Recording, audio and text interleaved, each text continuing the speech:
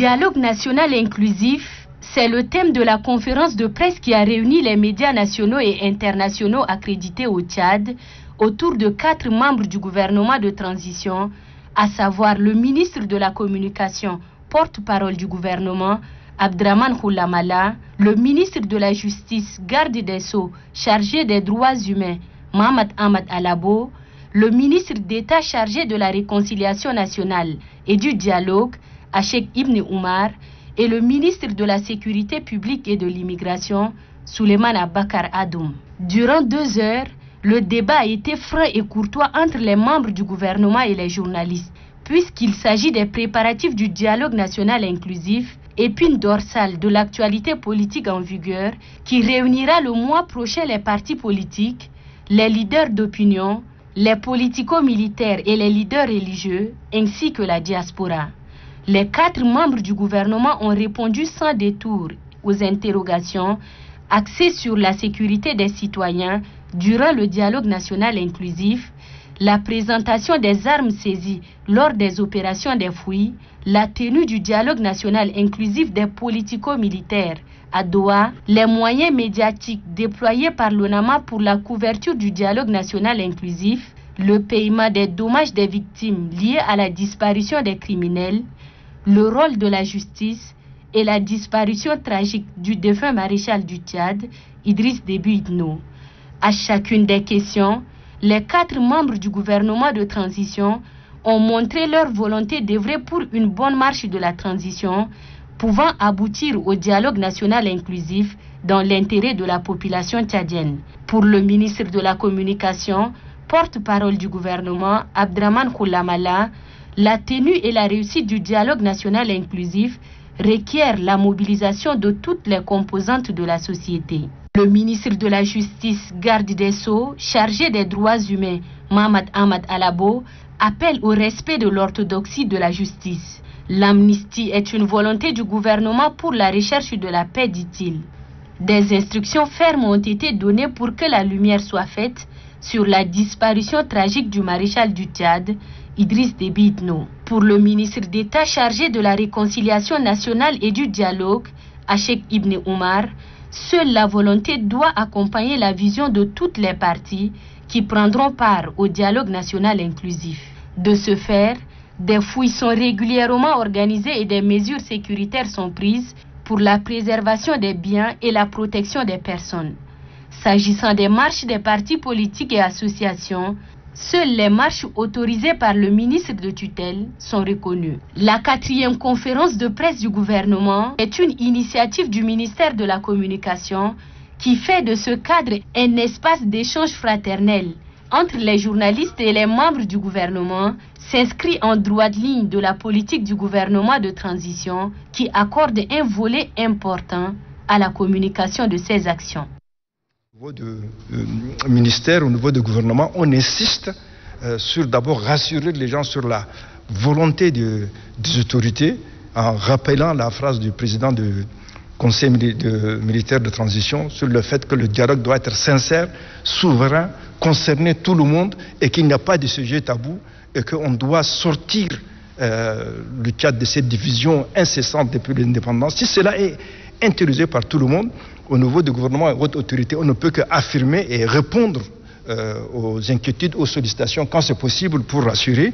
Mais nous demandons aussi aux autres acteurs non étatiques, si j'ose dire, société civile, partis politiques, organisations, simples citoyens, mouvements armés, d'aller dans le même sens et donner des signes de volonté. Mais les difficultés sont là, mais si cette volonté est là et affirmée, ces difficultés, on va les résoudre au fur et à mesure, sachant très bien que le futur dialogue ne résoudra pas tous les problèmes, hein, mais si ce climat et cet environnement politique est vraiment consolidé, le reste c'est une question de mesures, de moyens et de savoir-faire. Je pense que par la grâce de Dieu, nous pourrons y arriver. De restitution des biens immobiliers des personnes, qu'elles soient politico-militaires ou peut-être qu'ils ne le soient pas non plus. Vous savez que notre pays vient de loin. C'est un pays qui a connu beaucoup de problèmes sécuritaires et il y a eu, quand le paroxysme, n'est-ce pas, des conflits en 1979 a atteint la ville de N'Djamena, régler également cette question qui fait partie des conditionnalités posées par les politico-militaires. Le président de la République a signé un décret mettant en place une commission ad hoc chargée. Toutes les personnes qui ont des biens immobiliers occupés par une tierce personne de se manifester dans les locaux de l'ancienne CNDP, ancienne commune, de leurs pièces justificatives pour venir se faire identifier pour que ces biens-là soient restitués. Je vois des biens immobiliers à Sar, à Mundou, à Béché, sur l'ensemble du territoire national. S'il y a des personnes dont les biens immobiliers est occupé par une personne tierce, nous les invitons également à venir se faire connaître et avoir les pièces justificatives qui attestent que leur bien est effectivement occupé par une tierce personne. Et donc... En ce qui concerne maintenant les occupants, nous avons déjà donné des instructions aux hiérarchies concernées de ces occupants. Nous ne trouverons aucune difficulté, ce que je pense, puisque ce sont des gens qui ont occupé des maisons et qui ont été autorisés aussi à l'époque par l'État pour aller occuper. N'oubliez pas que ces biens ont été saisis aussi par un acte à l'époque et que ce sont des responsables qui ont allé dans ces maisons sur instruction des autorités de l'époque. Donc maintenant, ce sont des responsables et ils ont une hiérarchie militarisée. Cette hiérarchie va donner des instructions. On a déjà instruit ces différentes hiérarchies. Ils vont donner des instructions pour sortir. Il y a aussi des mesures d'accompagnement pour les sortants aussi.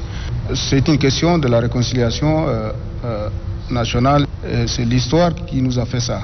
On est obligé d'accepter notre histoire comme telle et que nous sommes maintenant prêts à accueillir nos compatriotes qui ont mis tant de temps à l'extérieur pour que ce dialogue national se tienne dans de bonnes conditions, comme je viens de dire.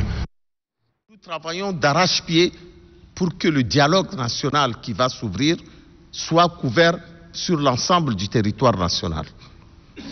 Nous allons faire des partenariats avec les opérateurs de téléphonie mobile pour que la radio Tchad soit captée gratuitement sur le téléphone portable.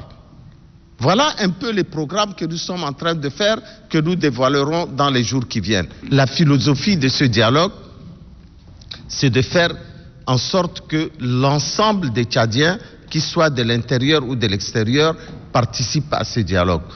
Il n'est pas question, et ça le président du Conseil militaire de transition, président de la République, l'a maintes fois réaffirmé, personne ne doit être mis de côté.